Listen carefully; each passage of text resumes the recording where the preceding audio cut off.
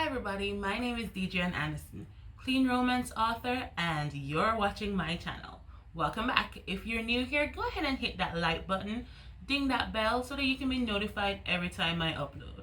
Currently I post videos every Monday, but you never know when you'll get some bonus content, and I have a sneaky feeling that bonus content will be coming up very soon, so you want to hit that bell. Today we'll be doing a read along of the prologue of my work in progress. Remember I told you I haven't finalized a title yet for the rewrite, but you'll know as soon as I do. But until then, why not bring you along with the journey with me? So we're going to be doing a read along of the prologue. It's like a sneak peek, if you will, into the book that I'm writing right now. Now, remember guys, I do have a weird background, so you may hear some noises around. I promise it's just the background. But let's go through the read along.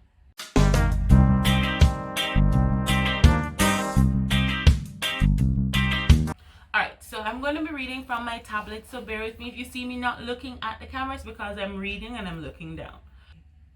Prologue. Alex. Alexander Heath stood impatiently, staring out his office window, fighting the urge to grab the phone on his desk. He propped his shoulder against the window frame, and as hard as he tried to pretend that he was focused, the whole office could see he was distracted. He ran his hand through thick almond hair and cursed under his breath ahead of facing the team. I apologize for the inconvenience, gentlemen, but we're going to have to reschedule. Is everything okay, Alexander? Joshua asked, bewildered as to why his brother would be rescheduling a meeting with one of the biggest prospective designers of the company. There has been just a matter brought to my attention that I have to attend to at the moment. I'll see to it that Esther reschedules the meeting as soon as possible. I'm sorry again, Alexander said as he extended a hand to the designer. Alexander watched as Joshua escorted the designer out the office, and as soon as they had closed the door, he immediately reached for his phone, pressing 1 on his speed dial, which read Charles Bird, Head of Security. Mr. Heath, Charles answered, I have a problem I need to have solved with urgency. It seems our friendly Alcon has gone missing. Figure out where he is and let me know as soon as you have eyes on him.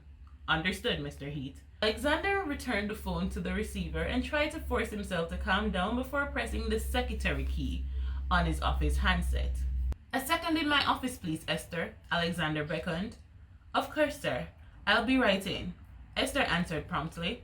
Less than a minute later, Esther, Heath's secretary, was standing at his door.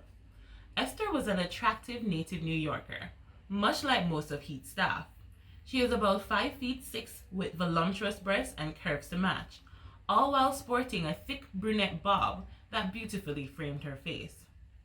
You wanted to see me, sir? Esther asked. Yes, Esther. Take a seat. Alexander pointed to the empty chair across from his desk and watched as Esther cautiously moved towards it. Alexander continued talking as soon as she took her seat. So, you said in your message that detectives were snooping around the office after I left last night. Did they say what they wanted? No, sir, Esther started. I thought it was weird that they walked in as soon as you left, so I called your cell. When you didn't respond, I advised them that they would have to leave and contact you at another time when you were back in office. I asked for a message, but they said they would rather come back than left.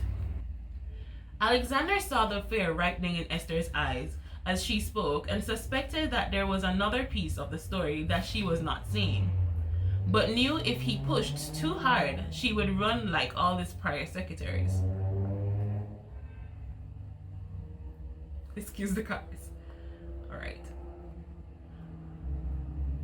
Going back in. And you're sure that was all? There was nothing else they said or did that would point to why they wanted to speak with me? Esther adjusted in her seat and paused for a few seconds, as if to quickly replay the events of the last night in her mind. Nothing that I can recall, Mr. Heath. Okay. Thank you, Esther. That'll be all then. Esther got up and started towards the door, then paused right before stepping out the office. Oh yes, Mr. Heath, your sister called earlier while you were in your meeting with the designer. She wanted to remind you about dinner at Ledres. She says she'll meet you at 7 p.m.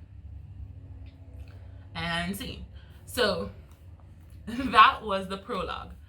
If you realize, I said and scene because prologues, while being introductions in fiction, they were generally used by screenplays to basically give a setting, set the premise of the play.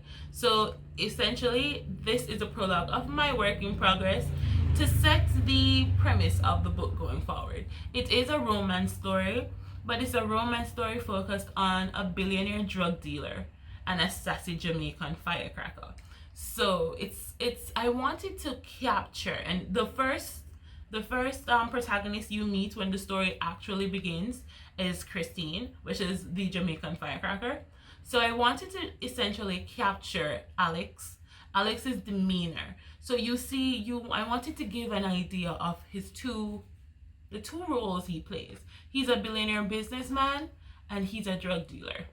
The thing is, most thing that we don't really think about is with billionaires, right? We all love reading billionaire romances, but a lot of young billionaires, they got there by illicit means. It's like they got to being a billionaire because they did something that may have not been 100% ethical, and I wanted to capture that. Most billionaires in the real world today are old, probably balding men, and I didn't want that to be my protagonist in my book. There's nothing wrong with an older love interest, but it wasn't for my story. So I wanted to capture that, hey, he's a billionaire, but there's something going on beneath the scenes that we'll find out later in the book. So that was my prologue, guys. I hope you enjoyed it. I know there was a lot of noise in the background, but that's okay. I hope you were able to hear the story. I hope you were able to get an understanding of the story. Let me know if you want to hear more. I can't read the whole of it, obviously, because it's going to be up for sale. But that was the prologue. I may consider reading chapter 1 in the future, but I'm not going to tell you when or if, because I may not. It's a work in progress. Let me know if you like videos like this. We can actually write stories together and read those or go through outlines. There's so many different things we can do, story structure. Let me know what you want to see in the comments below. If you ask for it, I'll consider doing it. So let me know. Now go ahead and hit that like button if you liked this video. Let me know. It lets me know you liked my content and that you want to see more videos like this. Go ahead and drop a comment below. Like, comment, and subscribe, and ding that bell so you can be notified when I upload new videos. Until then, I am Deidre-ann, romance author, and see you next week. Bye!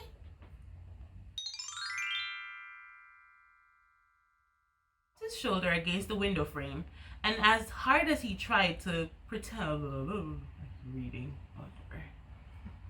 Dum dum. Okay. Go ahead and leave a comment, and